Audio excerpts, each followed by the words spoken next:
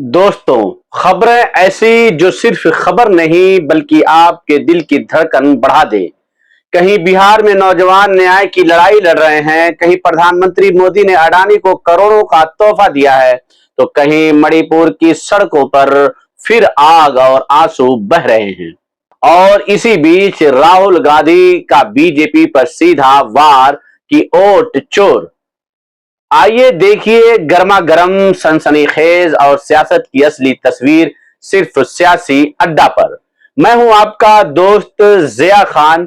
बने रहिए मेरे साथ क्योंकि आज की खबरें आपको हिलाकर रख देगी। न्यूज सिर्फ सुननी नहीं महसूस करनी पड़ती है, क्योंकि हर खबर में आपके सपनों की, आपके हक की और आपके वतन की कहानी छुपी होती है।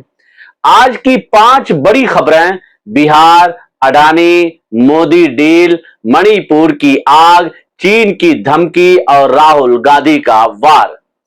सबकी सच्चाई लेकर आया हूं मैं आपके अपने चैनल सियासी अड्डा पर। दोस्तों, सबसे पहले खबर बिहार का जलता सवाल। बीपीएसएससी और सीएसबीसी की पारदर्शिता पर बवाल। पटना की सड़कों पर युवा उमड़े। अभ्यर्थियों का कहना, परीक्षा में पारदर्शिता नहीं, मेहनत करने वाले बेरोजगार ठगे जा रहे हैं। नौजवानों का दर्द, हम मेहनत करें और सीटें बिक जाएं, ये कैसा इंसाफ। बिहार सरकार पर सीधा सवाल, क्या नौजवानों का भविष्य दांव पर लगा दिया गया है?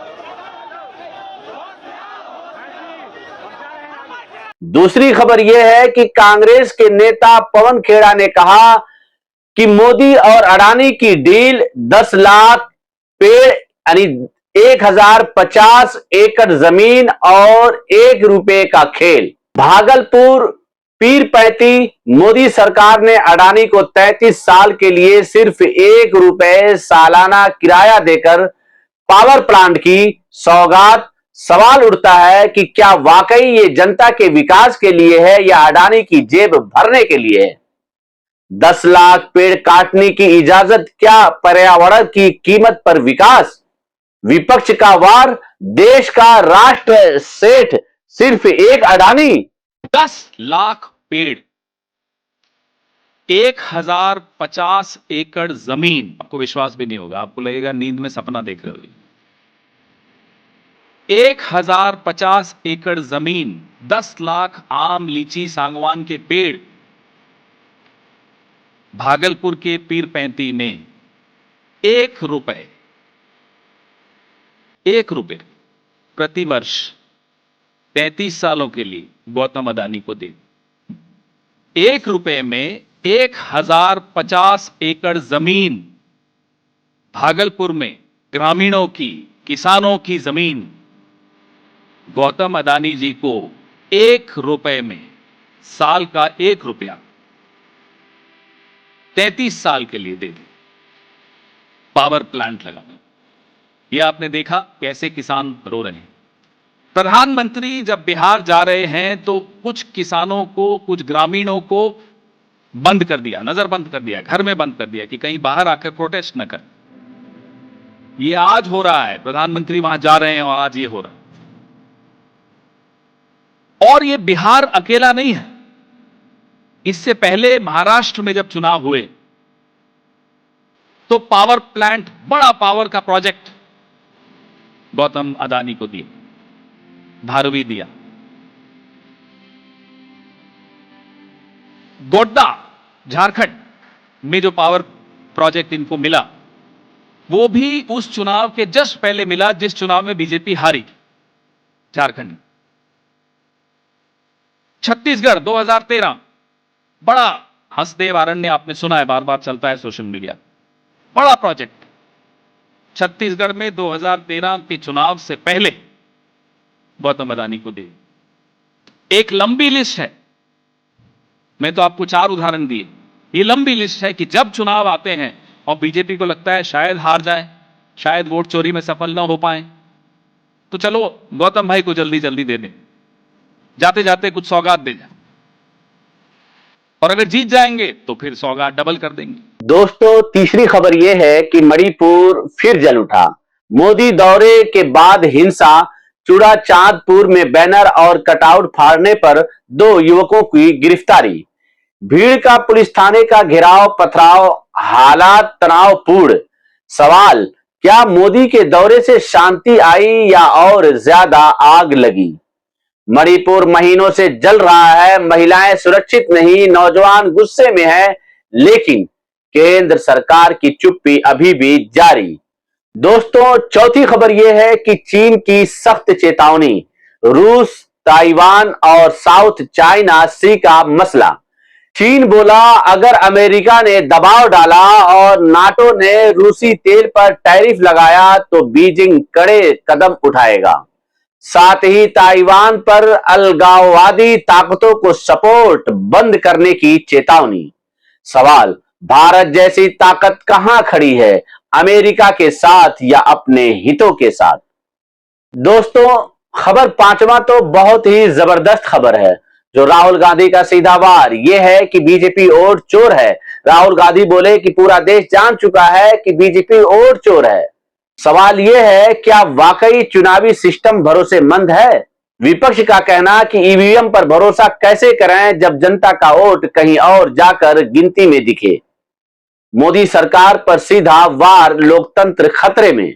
कुछ साल पहले अमित शाह ने बयान दिया, एक बार नहीं अनेक बार, कि अब बीजेपी की सरकार 40-50 साल चलेगी। भारतीय जनता पार्टी के कार्यकर्ताओं ने 50 साल तक पंचायत से लेकर पार्लियामेंट तक विजय ही विजय की कल्पना करनी चाहिए। और मैं सोच रहा था कि यह व्यक्ति कैसे कह सकता है, इसको कैसे मालूम कि बीजेपी की सरकार 40-50 साल चलेगी। हम सब राजनेता हैं, जनता क्या करेगी, जनता के दिल में क्या होता है, जनता ही जानती।